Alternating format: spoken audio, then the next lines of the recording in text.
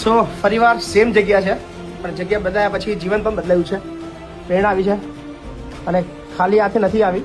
આપણા બધાની મહેનતથી ખૂબ મોટું નામ, ભારતનું નામ રોશન કરીને આવી છે ને થાઈલેન્ડથી બ્રોન્ઝ મેડલ લઈને આવી છે. પ્રેરણા, કેવું લાગ્યું? બહુ મજા આવી. કેવી રીતે તારી ટ્રીપ કેવી રહી?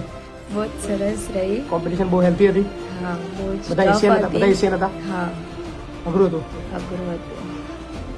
લાગતું હતું તું જીતવાની છું? ના, બધા જોઈને તો બીક લાગતી હતી? પ્લેયર્સ ને જોઈને બીક લાગતી હતી, કારણ કે ફર્સ્ટ ટાઈમ હતું મારું ત્યાં.